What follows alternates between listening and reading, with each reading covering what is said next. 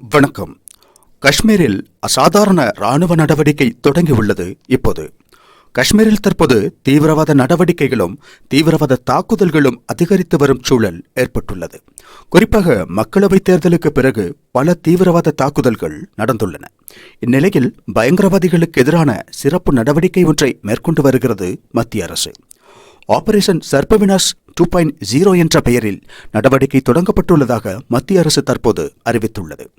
இதற்காக 3000 கூடுதல் ராணுவ வீரர்கள் தற்போது காஷ்மீருக்கு சென்றுள்ளார்கள். இந்த நடவடிக்கையின் பாகமாக 200 ஸ்னைப்பர்கள், 500 பாரா கமாண்டோக்கள் உட்பட சுமார் 3000 கூடுதல் துருப்புகளோ அல்லது அதற்கு மேற்பட்டவர்களோ இப்போது காஷ்மீருக்கு சென்றுள்ளதாக அறிய முடிகிறது. இந்த நடவடிக்கையின் மிக முக்கியமான அம்சம் என்னவென்றால் 21 ஆண்டுகளுக்கு பிறகு காஷ்மீரில் இதுபோன்ற ஒரு ராணுவ நடவடிக்கை மேற்கொள்ளப்படுகிறது என்பதாகும். 2019ஆம் ஆண்டு காஷ்மீருக்கான சிறப்பு அந்தஸ்தை நீக்கி மத்திய அரசு அரசியல் சாசனத்தில் திருத்தம் செய்தது. காஷ்மீருக்கான அந்த சிறப்பு அந்தஸ்து நீக்கப்பட்டதன் மூலம் காஷ்மீரில் செயல்பட்டு வந்த பயங்கரவாத செயல்கள் முடிவுக்கு வந்ததோடு பயங்கரவாத அமைப்புகள் அனைத்தும் பயந்து பாகிஸ்தானுக்கு ஓடிச் சென்று விட்டன.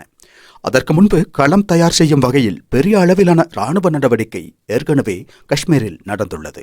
அன்று நூற்றுக்கணக்கான பயங்கரவாதிகளை ராணுவம் கொன்று தள்ளியது. ஆனால் 21 ஆண்டுகளுக்கு பிறகு நடக்கும் பெரிய ராணுவ நடவடிக்கை என்னும்போது அது இங்கு கூறிய 2019இல் மேற்கொள்ளப்பட்ட நடவடிக்கையை விட மிகப்பெரிய நடவடிக்கையாக இருக்கும் என்று தெளிவாகிறது. அதாவது 2019இல் மத்திய அரசின் தலையீடு அதன் ஒரு பகுதியாக நடந்த ராணுவ நடவடிக்கை, அதையும் தாண்டிய ஒரு ராணுவ நடவடிக்கையை இன்று முதல் காஷ்மீரில் மத்திய அரசு துவக்கியுள்ளது. இந்த ராணுவ நடவடிக்கையின் மற்றொரு முக்கிய அம்சம் என்னவென்றால் இந்த ராணுவ நடவடிக்கை முழுக்க முழுக்க பிரதமரின் நேரடி கட்டுப்பாடு மற்றும் உத்தரவுகளின் அடிப்படையில் அமைந்திருக்கும் என்பதாகும். அதாவது இந்த ராணுவ நடவடிக்கை பிரதமர் அலுவலகத்தின் நேரடி கட்டுப்பாட்டில் இருக்கும். பிரதமர் அலுவலகத்தின் சார்பாக தேசிய பாதுகாப்பு ஆலோசகர் மற்றும் ராணுவ தலைமை அதிகாரி ஆகியோர் அடங்கிய குழுவால் இந்த நடவடிக்கை நிர்வகிக்கப்படும். மற்றொரு முக்கியமான விஷயம், இந்த நடவடிக்கை தொடர்பான அனைத்து தகவல்களும் முதலில் பிரதமர் அலுவலகத்திற்கு நேரடியாக தெரிவிக்கப்படும். மத்திய அரசு இதுபோன்ற ராணுவ நடவடிக்கையை எடுக்க மிக முக்கியமான காரணம், கடந்த 2 ஆண்டுகளில் காஷ்மீரில் பயங்கரவாத தாக்குதல்களில் இந்தியா 48 வீரர்களை இழந்துள்ளது. அதற்கு பதிலடி கொடுப்பதே இந்த ராணுவ நடவடிக்கையின் மிக முக்கியமான நோக்கமாகும். இந்த ராணுவ நடவடிக்கை மேற்கொள்ளப்படும் சூழலில் எல்லையில் தீவிர எச்சரிக்கையுடன் இருக்குமாறு எல்லை பாதுகாப்பு படைகளுக்கு அறிவுறுத்தப்பட்டுள்ளது.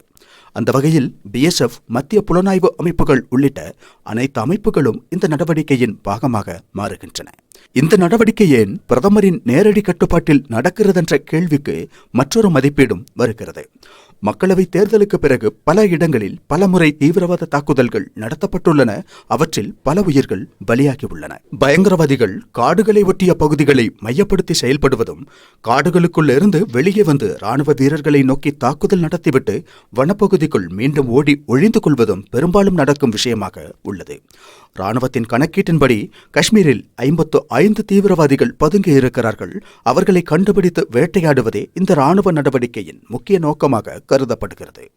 இதில் பாகிஸ்தானின் பங்களிப்பு ஏற்கனவே தெளிவாக்கப்பட்டுள்ள ஒன்றாகும்.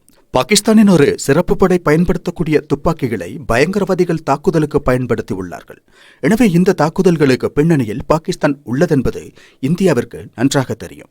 எனவே இந்த நடவடிக்கையின் போது பயங்கரவாதிகள் எல்லைக்கு அப்பால் இருந்து தாக்குதல் நடத்தினாலோ, எல்லைக்கு அப்பால் இருந்து பயங்கரவாதிகளுக்கு ஏதேனும் உதவிகள் கிடைத்தாலோ எல்லை தாண்டி தாக்கவும் பாகிஸ்தான் ராணுவம் இந்த நடவடிக்கையில் குறுக்கிட முயன்றால் தக்கதான பதிலடி கொடுக்கவும் எல்லை தாண்டி தாக்கவும் கூடிய உத்தரவுகள் தாமதமின்றி நேரடியாக ராணுவத்திற்கு கிடைக்க வேண்டும். பிரதமர் அலுவலகம் இந்த நடவடிக்கையில் நேரடியாக தலையிட காரணம் அதை உறுதி செய்வதாக இருக்கலாம் என்று வல்லுநர்கள் கருதுகிறார்கள்.